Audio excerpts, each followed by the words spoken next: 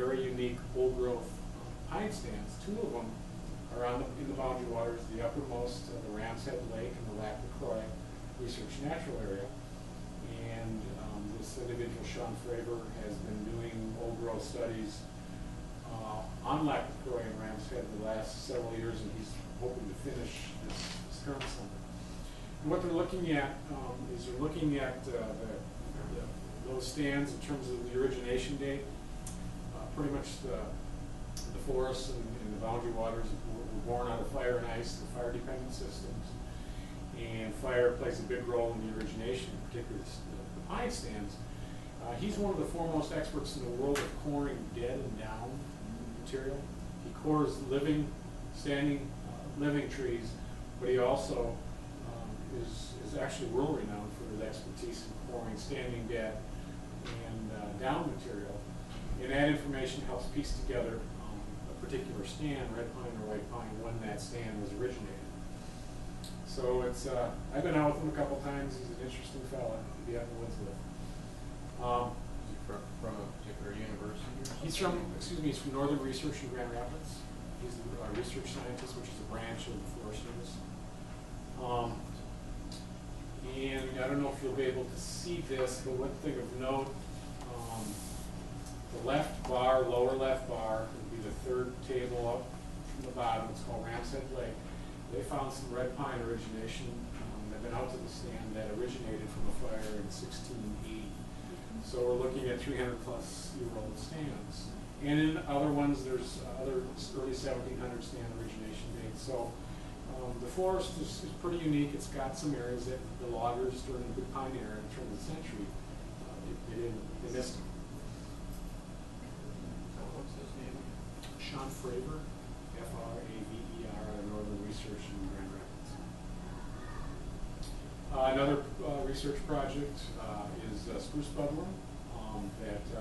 This is a Northern Research scientist out of Rhinelander, Wisconsin. His name is Brian Sturgeon. Spruce budworm is a major influence on our forests. It's a native insect that periodically erupts and defoliates spruce and fir.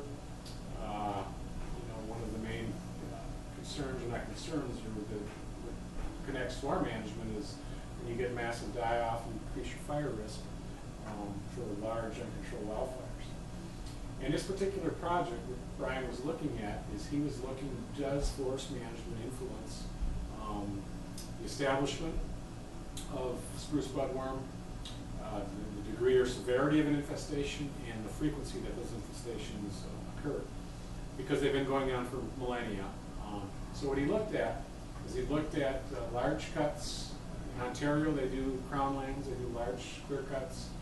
In the Superior National Forest, there's smaller scale clear cuts. And then he looked at the backcountry units of unmanaged Quantico and Superior to get an idea if those landscapes influence the establishment and frequency of spruce budworm.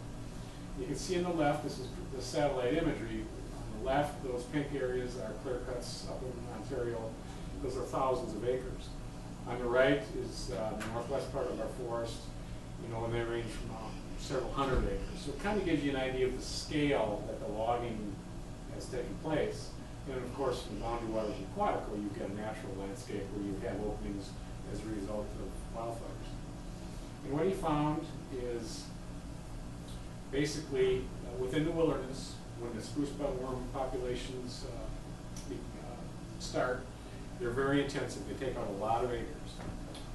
In terms of trees, large areas are defoliated, but the frequency of return intervals of the spruce budworm are fairly great. And you compare that to managed areas in Minnesota, or areas that have been logged, the extent of the damage or the infestation is smaller, but the frequency between infestations is narrower. So there's a difference. It's the same geographic area, but the bugs are responding differently. In Ontario, it was kind of a hybrid of the managed Minnesota and the wilderness, where there was greater infestation levels than in Minnesota, but less in the wilderness, and the frequency was greater than in Minnesota, but less than the return intervals in the wilderness areas. And I guess the so what is managers have an opportunity if you're looking at managing insects and disease. Do you want a higher intensity, greater return intervals? If so, you're probably looking at larger disturbance areas versus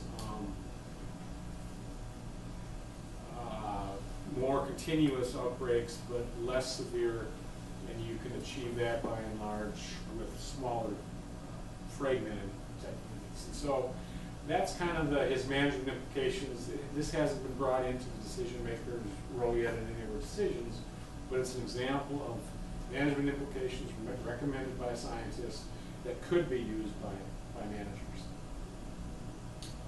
Peter alluded earlier on a climate change project. We've partnered with Northern Research in Grand Rapids. It's part of a stimulus project. It's American RAA, Reinvestment Act. We received $600,000, and it went to the Northern Research. And the intent was to conduct climate change research on the forest. And there were 4 broad objectives that the study encompassed. And the objective I'm going to talk about now is number 4, where the Northern Research scientists, along with the University of Minnesota, in collaboration with the University of Minnesota, developed some carbon storage or carbon models as it related to implementation of the forest plan that Peter handed out.